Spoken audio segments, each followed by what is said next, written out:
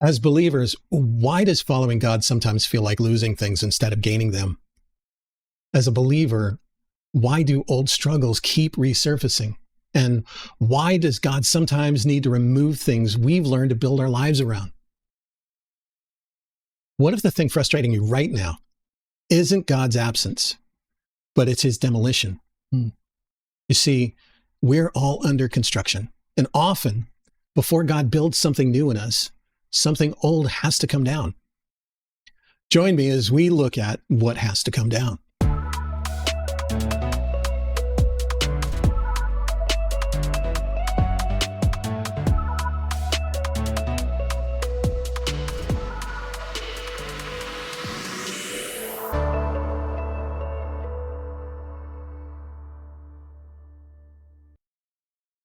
Welcome, y'all. Joe with Salty Men again. Last time we met, I asked, what if the mess in your life isn't evidence that God doesn't care, but rather a means that God uses to grow and mature you? The idea? You're under construction, and there's a progression. There's design and process, and all for a purpose, his purpose.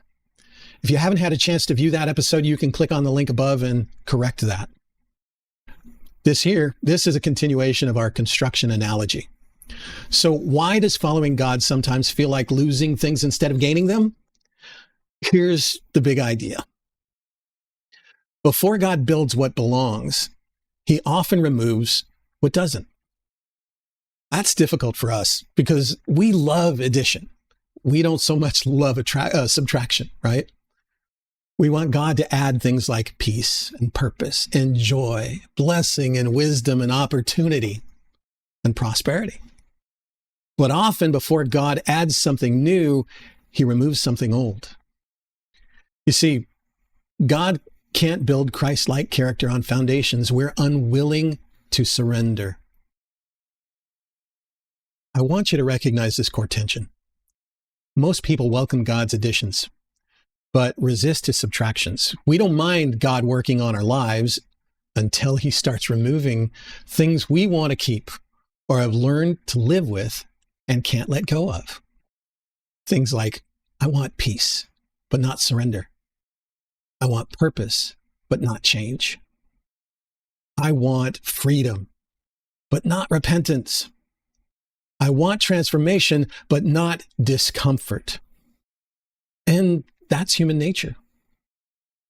So let's go back to the bench here. One of the things I've learned in the workshop is that sometimes the hardest part isn't building something new.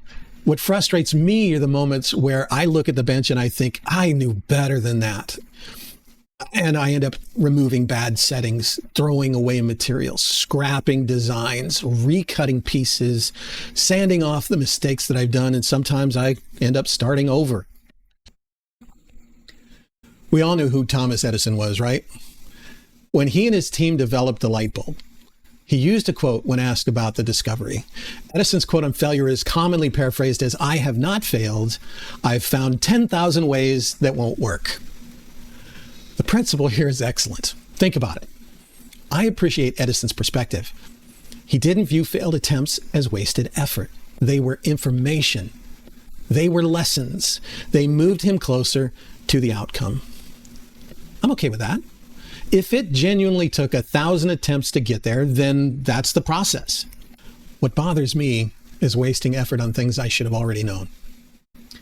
There have been moments where I've spent an hour working on something only to realize I need to tear it apart and start again.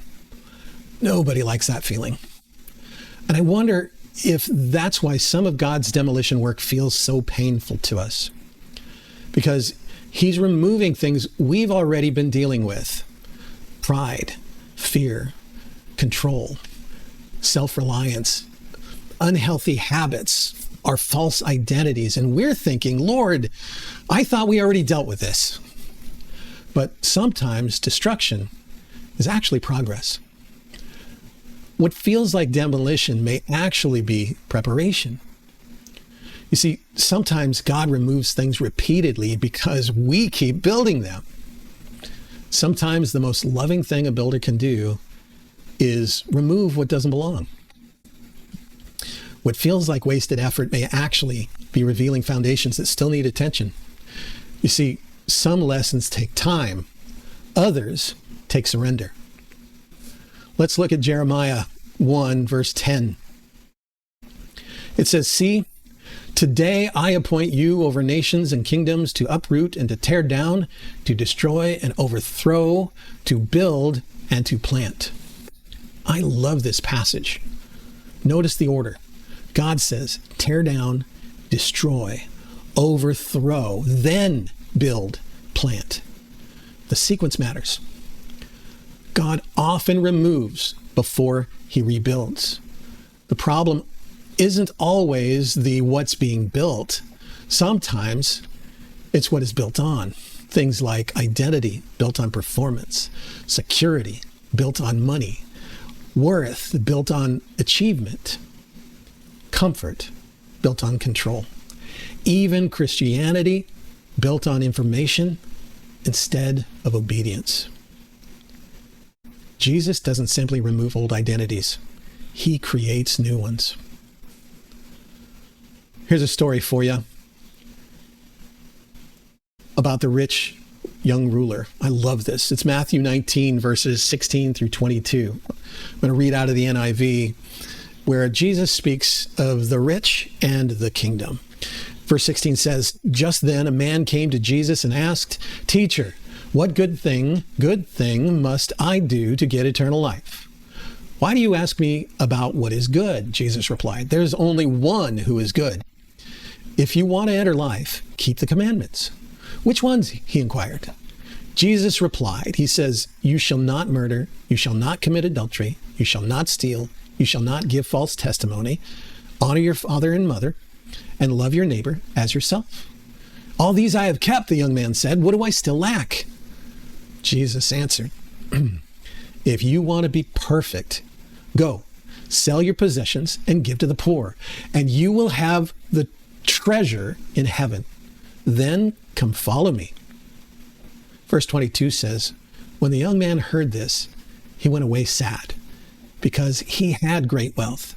You see, Jesus loved him, then demolished something, his false security, his idol. Notice, Jesus didn't ask him to give away money because money was evil. Jesus exposed the thing that sat beneath his very identity. The things we resist surrendering often reveal what we're trusting the most. In the last message, in Under Construction, we talked about pruning. We said that some things have to come down because God is intentionally shaping us, and we introduced this idea. Sometimes God removes things because he loves what we're becoming more than he loves our comfort. But I think there's more here. John 15, I'll summarize. Jesus says, "I am the vine and my Father is the gardener." Then he says, he cuts off every branch so that bears no fruit, while every branch that does bear fruit, he prunes so that it will be even more fruitful. Notice something. The branch isn't dead. The branch isn't rejected. The branch isn't useless. It's fruitful, and yet it still gets cut. Pruning isn't punishment. It's preparation for greater fruitfulness. I think that many believers subconsciously think that if God is removing something from my life, I must have done something wrong. Here Jesus is saying, not necessarily. Sometimes because you're fruitful, because you're growing, because you're becoming useful, God starts removing things. Why? Because even good things can limit better things. Guys, this is huge. So let me give you a workshop illustration here. One of the things I've learned is that every piece of material has potential, but not every piece belongs in the finished product. And while every cut removes possibility, every cut also reveals purpose. Man, I like that. Because pruning is exactly that. Every cut says, no, not this, so that the finished product can become, yes, this. Pruning hurts because removal feels like loss. Maybe God removes things like comfort and control and relationships, opportunities, habits, distractions, even things that aren't sinful. Why? Because he's after fruitfulness.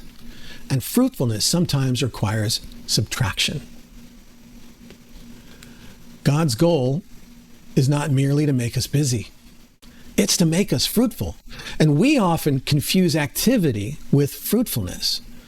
Remember our big idea? Before God builds what belongs, he often removes what doesn't. Sometimes what doesn't belong isn't evil. Sometimes it's simply something that can no longer support where God is taking you.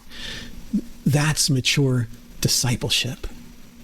God prunes what is fruitful because he sees what's possible. And I think that's one of the strongest truths in this session, because pruning often feels like God taking away. But Jesus says, no, it's God preparing. You see, fruitfulness often grows from faithful subtraction. I might even ask, what if the thing you're grieving over is actually something God is pruning? What if the thing you're fighting to keep is limiting the fruit he's trying to produce in you? You see, builders remove material. Gardeners remove branches. Sculptors remove stone. Craftsmen remove imperfections, not because they hate the work, but because they can already see what it can become. And maybe that's what God is doing in us. So I got a demolition story for you. This is Gideon's story. This may be my favorite story for the entire episode today. It's in the Old Testament, Judges chapter 6 to be specific. If you don't know it, don't worry. There's an opportunity later on to catch up.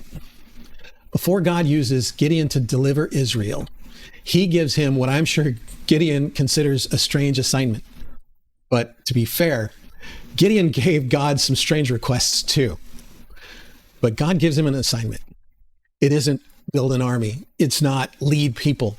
It's not go fight. Instead, it's tear down your father's altar. Think about that.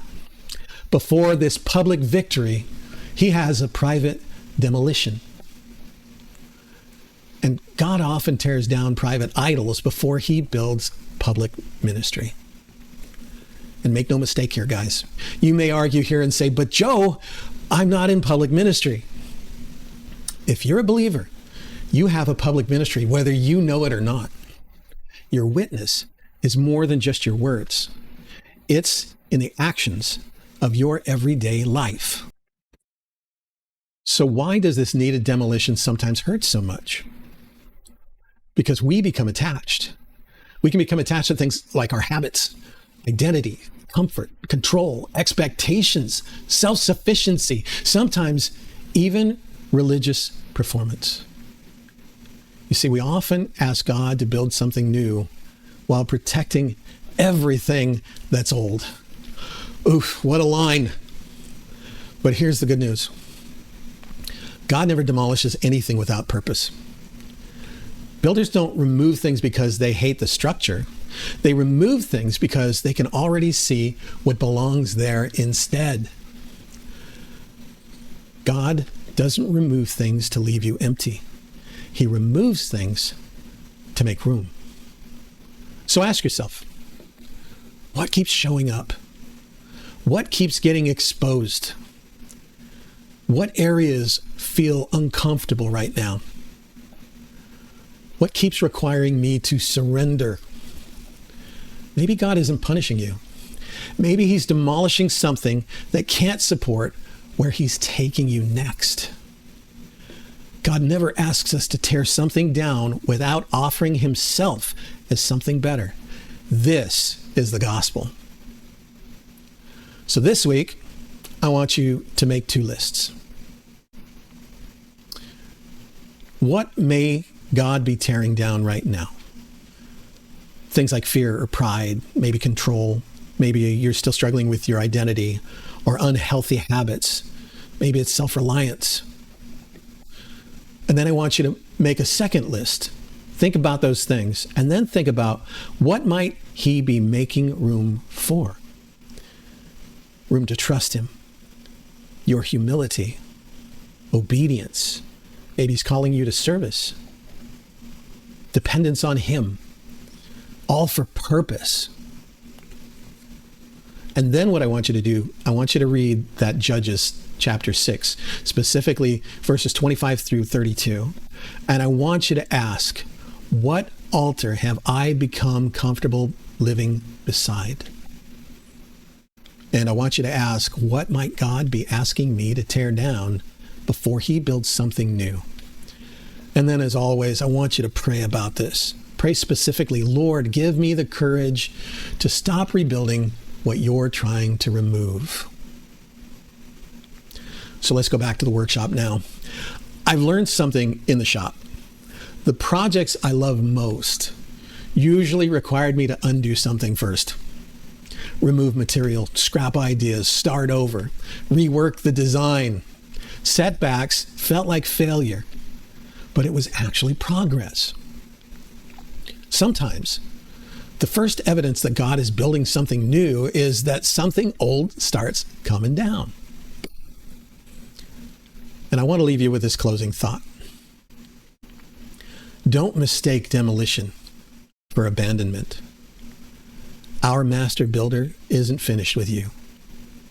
Once something old comes down, you'll begin to hear something new. The sound of the hammer. And every strike of the craftsman's hand has a purpose. So join us at the Workbench next time, where we're going to talk about that sound, and let's keep building together. Until then, guys, be salty.